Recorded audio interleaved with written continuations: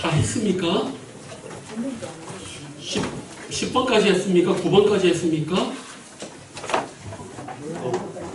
10번까지 했어요. 10번까지 했죠? 우리가 11번 한번 보겠습니다.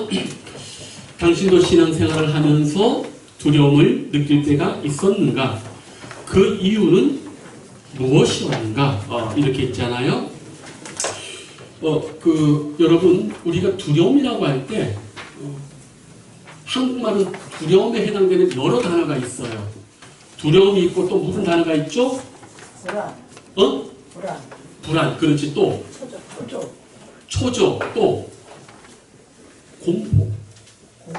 공포였죠. 그런데 질적으로 다른 두려움이 또 하나 있죠. 하나님을 경외하는 것. 똑같이 불안이지만 달라요. 한쪽 불안들은 심리적으로 그 사람의 영혼을 파괴시키고 병을 얻게 하는데, 한쪽의 경외함의 두려움은 우리를 성령 안에서 근심하게 하고 우리를 구원의 자리에서 지켜주는 거룩한 두려움이에요. 이 두려움이라는 걸 모르면은 신앙생활 대단히 오해할 수가 있어요. 이런 두려움이 없는 사람들이 교회를 다니면서 바리새인 돼가지고 심판날에 하나님도 모르겠다고 하는 거예요. 이거를 모르시면 여러분들이 참 큰 오해를 하는데요. 성도님 이걸 꼭 기억하셔야 돼요. 거룩한 두려움, 영적인 하나님을 경외하는 사랑하는데 갖는 두려움은 언제나 여러분들에게 있어야 돼요. 이게 없는 순간부터 죄 짓게 되는 거예요. 믿습니까? 자, 그래서 그러나 이런 경외 신앙의 두려움 말고 인간적인 심리적인 불안과 두려움은 사람을 조현병이라든가 우울증이라든가 불안증으로 가져오게 돼 있어요. 그래서 믿음 안에서 성도님 하나 얘기해 드릴게요. 사람의 의식은 우리가 이렇게 눈에 띈 건 의식이라고 하잖아요. 근데 정신분석학자들은 사람의 생각을 주장하는 것은 의식은 일부분이래요. 누가 이렇게 유식한 소리를 해요? 무의식. 우리는 의식으로 산다고 하는데 정신분석학자들은 아니라는 거예요. 의식은 일부분이고 우리가 생각하지 못하는 무의식의 우리 삶이 우리의 행동과 생각이 좌우가 된대요. 성도님들 우리 목회자들도 예전에 부목사님 한 분이 되게 힘든 교회 갔을 때 저한테 고백을 해서 목사님 저 그때 그 교회 다닐 때 부부가 스트레스 받아가지고 우울증 불안증이나 공황이 왔다는 거예요. 근데 병원 가니까 의사가 하는 얘기가 마음을 편하게 의사는 마음을 편하게 먹으라는데 집에 가는데 마음이 스스로 편하게 먹을 못 먹어요. 안 되는 거예요. 그거는 의식으로 되는 게 있고 안 되는 게 있어요. 근데 우리가 영적으로 이걸 어떻게 얘기하냐면 우리가 의식에서 기도를 하잖아요.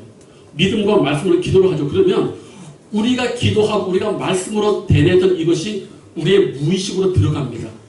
그러면 말씀과 확신의 말씀들이 계속 우리의 무의식으로 들어가면 우리 무의식에 깔려있는 불안과 이런 것들이요.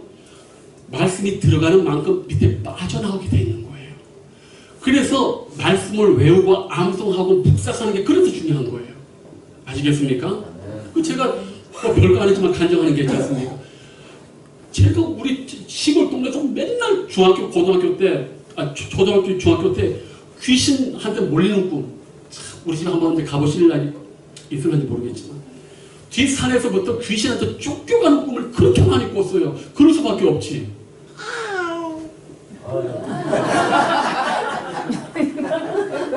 하준아 고맙다. 하준이는 말씀에 반응하잖아. 맞다잖아. 왜냐?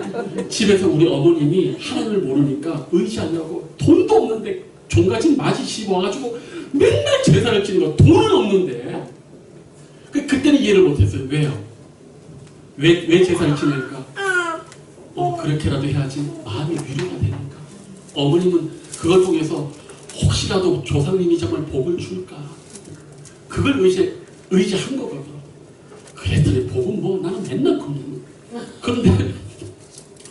그런데 주님을 만난 이후부터 지금 지금까지 꿈을 안 꿔요. 네. 그래. 아주나 고맙다. 저는 이게 정말 중요하다고 봐요. 꿈을 우리는 내가 꿈꾼다, I dream 들어가 하잖아요. 내가 꿈꾼다. 속지 마세요. 꿈은 꾸어지는 거예요. 꿈은 내가 우리의 말은 꾼다고 하지만 정확하게 말하는 거 꿈은요 꾸어지는 거예요. 요셉이 꿈을 꾼 게 아니라 요셉이 하나님 앞에 꿈을 준 걸 받아서 꾸어진 거예요. 이건 다 우리 무의식에서 일어나는 거예요. 아시겠습니까? 그런데 무의식은 우리가 어떻게 할 수 없어. 왜? 우리의 무의식에는 우리의 상처 모든 것들이 다 들어있거든. 분노부터 시작해야죠. 그런데 하나님의 말씀과 은혜의 말씀과 기도하고 말씀이 채워지면 점점 내 무의식을 수사하면 나의 불안이 다 빠져나오게 되어 있는 거예요. 그래서 말씀을 많이 외우셔야 돼요. 많이 못 외우다 한 말씀이라도 외워서 그걸 새벽마다 기도하시면 흔들리지가 않아요. 이거 정말 여러분들 별거 아닌 것 같지만 진짜 깨달으시길 바랍니다. 삶이 달라져요. 삶이 달라집니다. 자, 어쨌든 이제 12번 넘어갈게요. 바울은 2년 동안 벨릭스의 보호 아래서 제한적인 자유를 누렸다. 이 기간에 벨릭스는 어떤 기회를 가질 수 있었는가? 벨릭스가요 2년 동안이나 대사도 바울을 감옥에 가져놓고 필요할 때마다 불러가지고 뭐 들었다? 말씀을 들었다. 근데 안 돼. 가면주당은 몇 년 있었어요 옆에? 3년 있었어요. 그런데 그 기회를 놓친 거죠. 그게 누구 탓이에요? 벨릭스나 가면주당 탓이에요. 그것까지 하나님 탓이라고 말하지 마세요. 그건 당신 책임이고 변하고 부패하는 당신 책임이라. 그것까지 하나님 앞에 하지 마세요. 이 벨릭스가 우리 저번에 봤지 않습니까? 부를 때마다 뭘 받기를 원한다고? 사도 바울이 뭘 주기를? 사도행전 나오잖아요. 돈을 받을 줄 알고 계속 불렀다고 하잖아요. 그러니까 참 이 돈 문제가 옛날도 그렇고 지금도 그렇고 우리에게 올무가 돼요. 올무가 된다고. 성도님들, 돈은 중요한 거지만은 부자 될 생각하지 마세요. 그 생각만 버리면 행복해지고 그 다음부터 축복이 와요. 부자 될 생각을 하니까 축복을 못 받는 거예요. 부자 될 생각을 버리세요. 그럼 그 다음부터는 저절로 축복이 오게 돼 있어요. 부자 될 생각, 예수님 믿고 부자 될 생각하는 순간부터 이제 사탄이 틈을 타게 돼 있어요. 대단히 중요한 겁니다. 자, 그 다음에 얘기 드릴게요. 자, 14번. 당신의 주위의 벨릭스처럼 진리를 들으면서도 시방은 가라. 이 시방이 뭔 말이에요? 시방 타임, 투 타임. 이게 옛날 말로 은혜자매는 모를 거예요.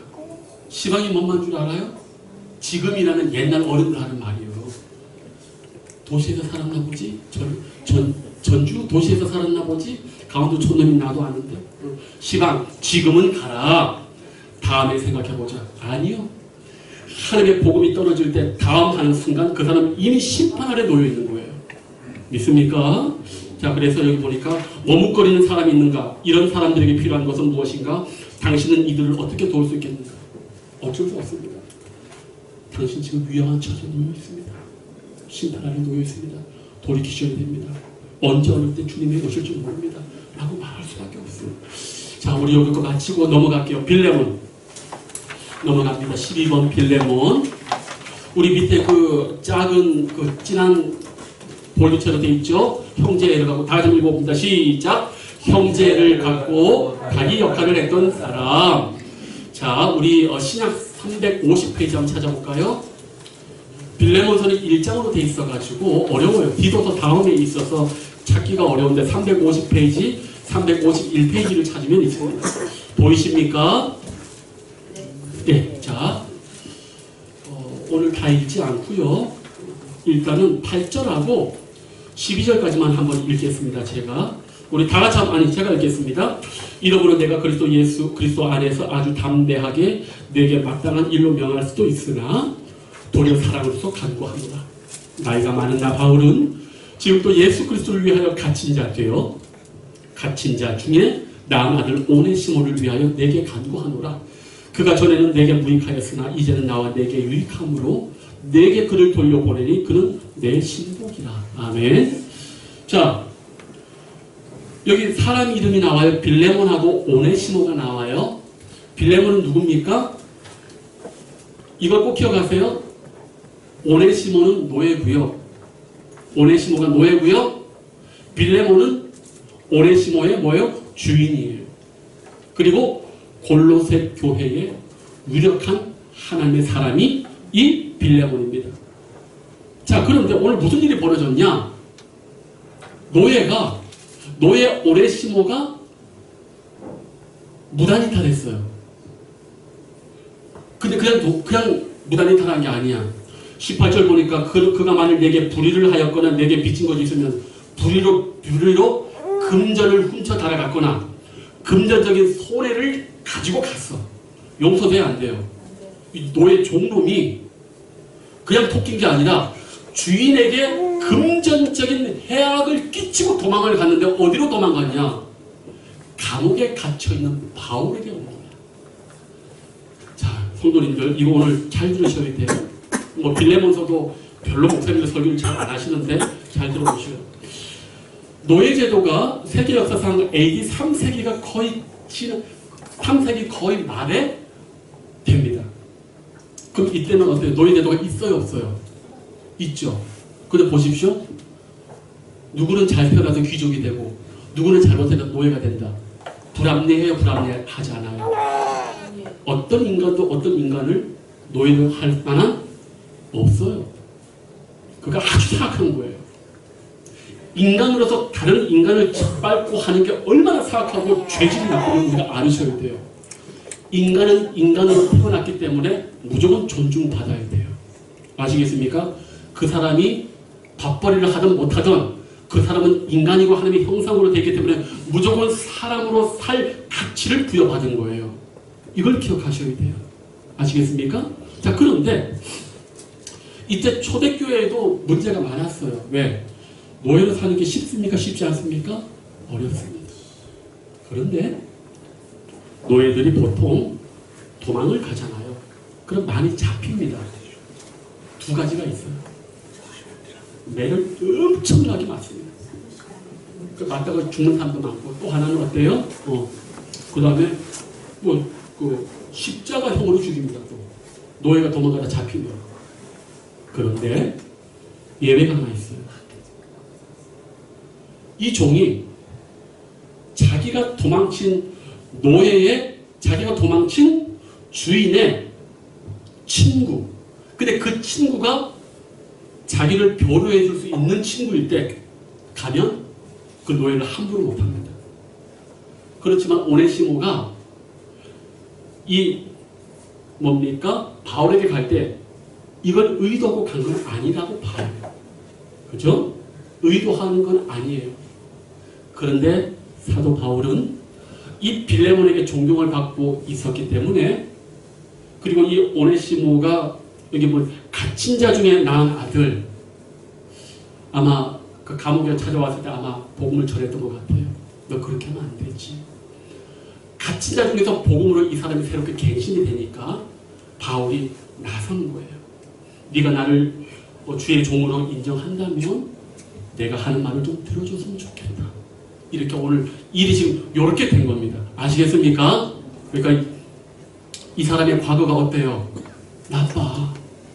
노예라서 토낀 것도 나쁜데 주인의 아마 돈을 훔쳐서 가져갔다고 보는 게 더 나을 것 같아요. 그러니까 지금 사도 바울이 빚진 거 있으면 얘기하라는 거는, 빚진 건 내가 하잖아요. 빚을 내가 대신 갚아줄 테니까 지금 그 얘기하는 거예요. 자, 그런데 성도님들, 우리 목적 한번 다 같이 읽어볼까요? 시작. 오네시모와 빌레몬이 믿음 안에서 나누었던 형제애를 우리의 대인 관계에 적용시키는 것. 자, 근데 이거 참 쉽지 않습니다. 제가 일단 나중에 얘기를 할게요. 형제애, 오네시모는 종이고 빌레몬은 뭡니까? 여기도 배신당한 주인인데 이게 얼마나 마음이 아팠을까요? 자, 서론을 우리 한번 큰 소리로 우리 담임 선생님 한번 크게 한번 읽어봐 주실래요? 서론? 그리스도인들도 선입견과 편견에 사로잡힌 채 다른 신자들과의 관계를 발전시키지 못할 때가 있다. 선입견은 대인관계뿐 아니라 다른 교회, 다른 문화를 보는 일도 제한시킬 때가 많다. 비록 선입견이 다 틀린 것은 아닐지라도 우리는 변화의 가능성을 더 기준을 두어야 한다. 시간의 흐름이 상대를 변화시킬 수도 있으며 우리 역시 다른 사람의 선입견과 편견에 희생자일 수 있다는 생각으로 마음을 여는 일이 필요하다. 무엇보다도 막힌 담을 거시고 한 세 사람으로 지으셔서 서로 연결되게 하신 그리스도의 새 창조를 생각한다면 우리의 선입견과 편견 그리고 자존심증은 접어들 수 있는 것이다. 저는 우리 성도님들이 자기 자신이 얼마나 선입견과 편견에 이 총알하는 걸 좀 깨달았으면 좋겠어요. 성도님들 본인은 되게 똑똑하고 되게 합리적인 것 같죠. 제가 철학을 좋아하는 이유가 뭔지 아십니까? 철학을 해보면 내가 얼마나 선입견이 많고 내가 얼마나 이 편견에 사로잡힌 걸 알 수가. 예를 하나 들게요. 성도님들, 우리가 세상을 바라보는 게 이게 눈이죠. 이걸 보통 우리가 카메라라고 합니다. 눈이에요. 우리 몸을 고칠 때 병원에서 쓰는 눈 카메라가 있어요. 몇 가지가 있는 줄 아세요? 우리 속을 들여다보는 카메라 눈이 있잖아요. 뭐가 있을까요? 네. 그치, 내시경 또 CT, MRI, 엑스레이, 초음파. 이게 다 우리 몸 속을 바라보는 카메라예요. 자, 여기에서 어느 카메라가 제일 좋아요? MRI가 부러진 저기 뭡니까? 뼈를 볼 수 있어요? 그건 아니죠. 혈관을 보죠. 바로 그거지. 잘 생각해. 제일 싼 엑스레이로 볼 수도 있는 것을 MRI나 CT가 못 보는 게 있고, 제일 싼 엑스레이가 아무리 찍어도 혈관을 못 보는 MRI 그게 있단 말이에요. 그럼 어느 게 제일 좋다고 얘기할 수 있어요? 없어요? 없다니까. 둘 다 필요한 그런데 우리는 MRI가 최고 정말 천만의 말씀. 다리 부러지고 골프가 갈등할 때 MRI 아무리 집어넣고 돌려도 안 나온다니까. CT 아무리 하고 초음파 아무리 해도 안 나온다니까. 그때는 뭘 봐야 돼요? 엑스레이를 찍어야 되는 거예요. 우리는 이 세상을 눈으로 보죠. 뱀은 이 세상을 우리가 똑같은 눈으로 봅니까? 아니요. 뱀은 적외선으로 봐요. 군인들이 밤에 어두울 때 어떻게 보냐, 적외선 강선으로 보는 거예요. 박쥐는 초음파를 날려가지고 초음파가 오는 것을 가지고 보는 거예요. 어느 눈이 가장 정확해요? 사정. 바로 그거지. 뭐가 최고라고 말하는 것 자체가 어리석은 거예요. 모두 용도에 따라서 보는 카메라가 다르다니까. 태양을 볼 때 가시광선으로 보는 게 있고 적외선으로 보는 게 있고, 그 다음에 중성자로 보는 것도 있고 여러 가지가 있어요.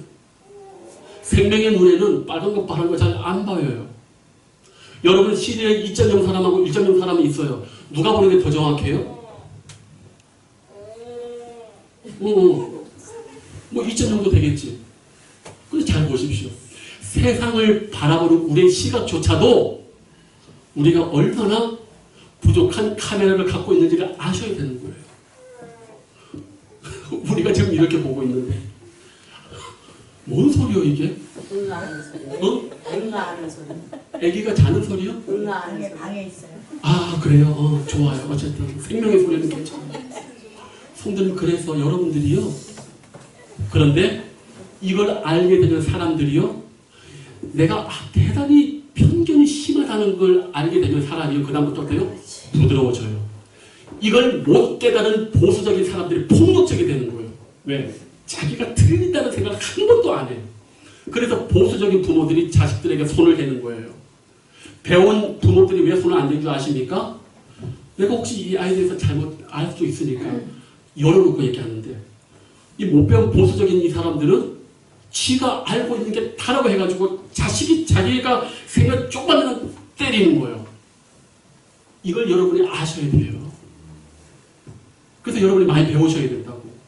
많이 배운 다음에 뭘 얘기하냐? 아, 배울수록 내가 아는 게 적구나. 내가 대단한 편견과 선입견으로 이 세상을 단죄하고 있고 사는, 이걸 깨달으라는 얘기예요. 성경을 읽으면 그렇게 보이고 철학을 공부할 때 특히 그게 보여요. 저는 그래서 우리 성도님들이 정말 내가 선입견과 편견이 대단히 많구나. 성도님들은 이걸 딱 보셔요. 여러분이 지금 이 컵에 뒤에가 뭐가 있는지 모르시죠?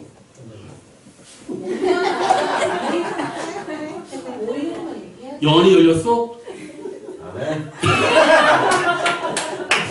성도님들 이거 보셔요. 저는 앞에 걸 못 보고 저는 뒤에 손잡이를 봅니다. 우리가 어떤 사람, 어떤 이야기를 볼 때마다 언제나 뭐요? 부분적으로 보는 거예요.